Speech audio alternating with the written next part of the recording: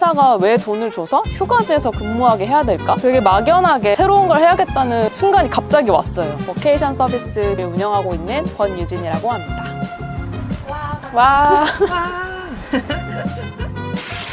제가 그린 라이프라인은 이렇습니다. 중고등학교 때까지는 열심히 하지만 공부를 잘 하지는 못하는 평범한 학생이었던 것 같습니다. 저는 좀 세상에 영향력 있는 사람이 되고 싶은 소망은 있었는데 방법도 모르고 그런 능력이 있다고 생각하지도 않아서 앞으로 뭘 해야 되지? 계속 고민만 하는 그런 사람이었던 것 같아요. 저희 부모님은 되게 안정적인 삶을 원하시는 그런 분들이셨던 것 같아요. 근데 저는 잘 방향성은 모르겠고 일단 뭐든지 열심히는 해보자. 학창 시절에는 반장이나 이런 것도 한번 해보자 해서 계속 하는 스타일이었고 앞으로 뭘 할지 모르겠으니까 그냥 무작정 열심히 하는 그런 사람이었고 부모님은 그걸 나름대로 응원해주시는 그런 분들이셨어요. 과를 선택할 때도 고민을 하다가 제 성향을 좀 생각해봤을 때 사람들과 뭔가 같이 하는 걸 되게 좋아하고 멀리 나아갈 수 있는 좀 글로벌한 것도 좋아하고 그런 성향이 있는 것 같아서 호텔 경영학과를 선택을 하게 됐고 입학을 하게 되었습니다. 학교 생활, 하루하루 생활은 재밌었는데 여전히 정확하게 뭘 하고 싶은지 모르겠다는 생각은 변하지가 않더라고요. 제가 항상 생각해왔던 잘 모르겠을 때는 일단 뭐든 열심히 해보자 라는 마인드로 취업을 준비를 하기 시작했습니다. 일단은 내가 전공한 과를 한번 살려보자 라는 결정을 내렸고요. 글로벌로 나가보자 라는 결정을 내리고 생긴 지 얼마 안 된 괌에 있는 호텔이라는 곳을 지원해서 처음으로 이제 사회생활을 시작하게 되었습니다. 토익 점수는 좋았는데 회화에 대해서 실제로 해본 적이 없었기 때문에 정말 말이 한마디도 안 나오는 거예요. 처음에는 이제 고객 전화를 받는 것도 무섭고 비자 인터뷰를 하는 것도 무섭고 정말 무서웠는데 호텔에서 같이 근무했던 현지인 친구들이 저를 정말 많이 응원을 해주기도 하고 쓴소리도 해줬어요. 너가 이렇게 계속 영어를 못하고 한국말만 응대하려고 하면 성장을 못할 거고 같이 일하는 우리에게도 피해일 수도 있다. 딱 그걸 듣는 순간 아 내가 너무 학생으로서의 마인드를 발견하게 되고 나서 바로 이제 좋은 영어 선생님을 좀 만나서 집중적으로 영어 회화를 공부를 하기 시작했습니다.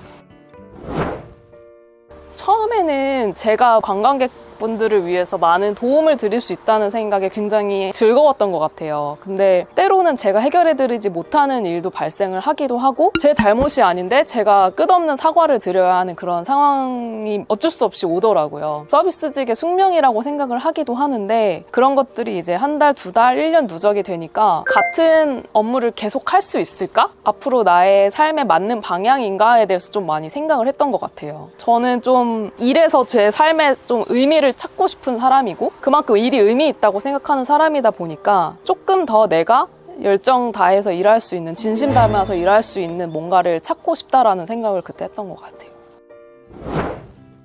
이제 비자가 만료가 되면서 제가 돌아올 시점이 어느 정도 윤곽이 나왔기 때문에 이제 그때부터 한국에 돌아가면은 뭘 하지? 라고 고민을 하면서 이제 돌아왔어요. 다시 취업 준비를 하자 해서 다양한 기업의 채용 공고라던가 공채 시즌이라던가 이런 거를 보면서 거기에 뭐가 필요한지 좀 준비를 했던 것 같습니다. 요즘에는 이제 수시 채용으로 많이 바뀌었는데 당시에는 이제 채용 시즌이 비슷비슷하게 있었어요. 회사별로 토익 점수도 만들고 인적서 공부도 하고 이력서도 쓰고 그렇게 집중적으로 시즌에 맞춰서 준비를 했었습니다. 될 줄 알았던 곳에서 다 떨어지는 경험도 해보고 여기는 안 될 것 같았는데 되네? 이런 경험도 해보면서 여린 마음에 여러 가지 굳은 살이 박힌 그런 과정이었던 것 같아요. 유통 대기업으로 입사했고요. 처음에는 이제 교육 담당으로 입사했고 교육 외에 뭐 채용, 노무, 급여, 인사 이런 다양한 인사팀 업무를 맡아서 했습니다. 그래프는 점점 내려가기는 하지만 그래도 전반적으로는 되게 재밌었고요. 좋은 분들을 많이 만났고 많이 배웠어요. 인사 담당으로는 7년 근무했습니다. 7년 차에 나왔어요. 가장 큰 스트레스 요인이요? 제가 해결해 줄 수 없는 문제를 계속 맞닥뜨릴 때 저는 그게 좀 제 성향상 그게 힘든 것 같아요. 사실 뭐 대부분 회사에서 제일 힘든 게 인간관계 이런 거잖아요. 근데 저는 사실 그런 건 없었고 누군가의 고충을 해결해 줘야 하는데 내가 해줄 수 없는 상황인 게 계속될 때 그게 좀 힘들었던 것 같고 사실 회사라는 게 모든 사람들의 상황을 맞춰줄 수는 없잖아요. 그런 과정에서 한 명의 근로자로서 해결해 주지 못하는 게 좀 미안함과 고충이 쌓였던 것 같습니다.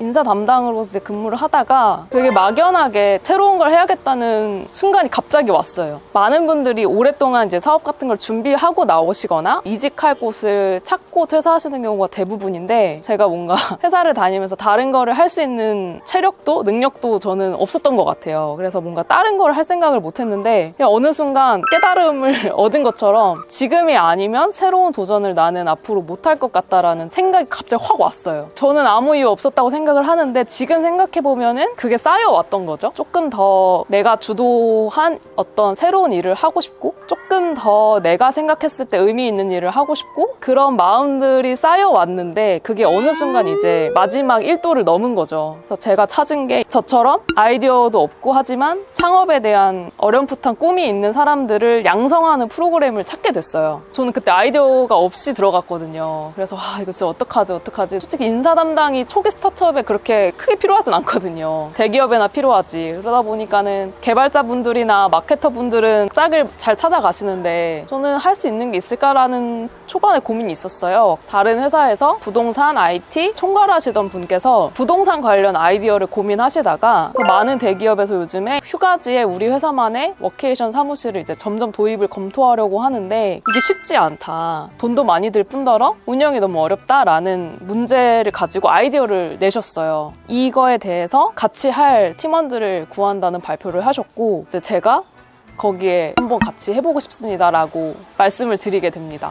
무엇보다 제가 근무했던 회사에서 코로나 이후에 이 워케이션 제도를 도입을 해봤고, 그 과정에서 많은 어려움이 있었습니다. 이 워케이션이란 단어 자체가 우리나라에 익숙해진 지 얼마 안 됐다 보니까 이 의사결정을 해주실 경영진 입장에서는 도입해야 될 이유가 있는 제도인가에 대한 아직 의문점이 많이 있거든요. 회사가 왜 돈을 줘서 휴가지에서 그들을 근무하게 해야 될까? 그게 효과가 있을까? 거기 가면 일을 직원들이 잘 할까? 부터 시작해서 여러 가지 이제 허들이 있었고요. 틀리지 않다고 생각하는 게, 한 2년 전까지만 해도 제주도나 강릉이나 이런 휴가지에 일을 제대로 할 수 있는 공간이 없었어요.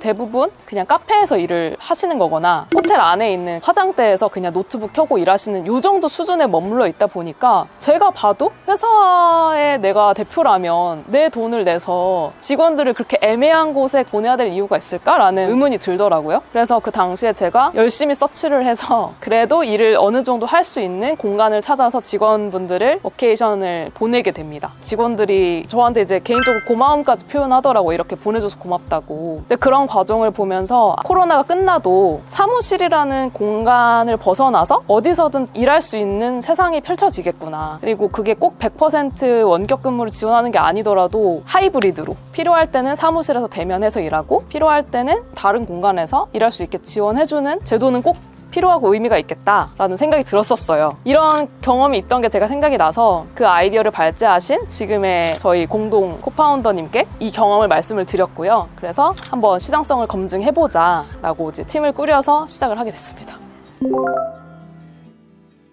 일단은 제가 되게 좋았던 순간은 많고 힘들었던 순간은 많은데, 그 중에 하나만 진짜 최고의 순간이다라고 꼽아서 말할 게 뭐가 있을까 생각해봤을 때 잘 모르겠어요, 아직. 그래서 저는 아직 최고의 순간은 오지 않았다라고 믿고 싶고, 또 그렇게 생각을 하기 때문에 더 열심히 살게 되는 원동력이 되는 것 같고요. 그래도 제 그래프가 굴곡은 있지만 결국은 우상향해서 올라가요. 저는 아무리 앞으로 힘들어도 그 힘든 만큼 더 에너지 삼아서 발전할 수 있다는 기대가 있기 때문에 아직 나의 최고의 순간은 오지 않았다고 믿고 있습니다. 아직 뭔가 더 재밌는 게 남아있을 것이다 라는 막연한 기대감인 것 같아요. 힘들어도 이 힘든 게 지나가면 뭐가 더 재밌는 게 오겠지, 더 좋은 날이 오겠지. 지금 직장인으로서는 전혀 몰랐던 새로운 세상을 살고 있는데 되게 재밌거든요. 어렵지만 사업가로서의 앞으로의 삶이 뭐가 있을지 미지의 세계에 대한 궁금증이 저의 원동력인 것 같습니다.